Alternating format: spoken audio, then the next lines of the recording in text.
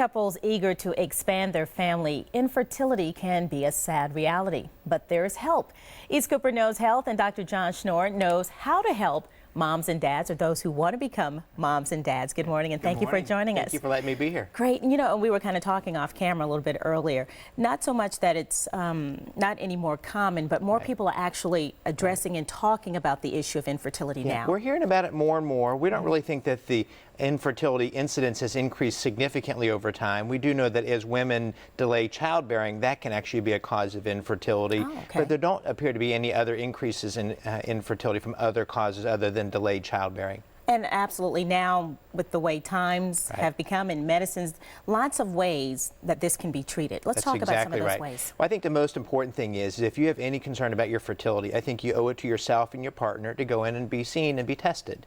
We know that infertility is a medical disorder just like anything else. There are common causes, and most have very easy treatments that of all patients who come in for treatment, over 90% ultimately conceive, and that's a wonderful number. The sad thing about that number is only about half of all patients with infertility ever seek treatment. Why do you think that is? I think that they're afraid they're going to hear that they can never have a baby. I think they're afraid they're going to walk in and the doctor says, no, not possible.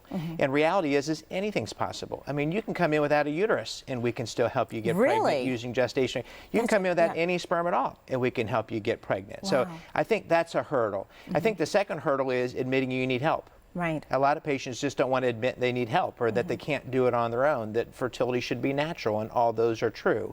And we really think that seeing a subspecialist is not giving up, but it's enlisting others to help you who have specialized treatment to help you with infertility. And also rule out any other type of issues that may be going on. So how long should a couple, how long should they try before they not be successful, before they come in and see a specialist? I would say that if you're under 35 years of age and have been trying for more than a year, you should seek help. And if you're over 35 years of age and you've been trying for over 6 months, you should seek help.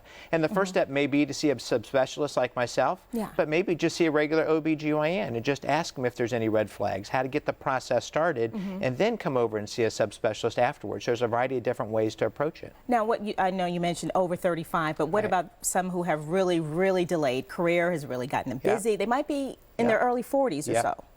I think, again, the older you are, the quicker you should be seen. We have some new techniques available for those women who haven't yet met the man of their dreams, where we can actually take out eggs and freeze eggs so that they can then use them 5-10 years later with really the same pregnancy rates they had when the egg was originally frozen. So some really neat new techniques that helps those women. Now, in situations like this, is insurance available, or some of these techniques covered? You'd be surprised. A lot of people have some insurance coverage. It may not cover everything, but actually can cover significant parts of it. Patients who work for the state government actually has some pretty good coverage for infertility.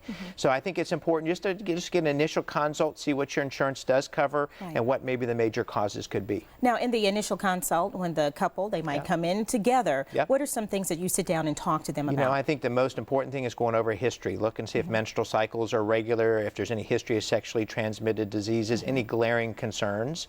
We then talk about that basic infertility evaluation.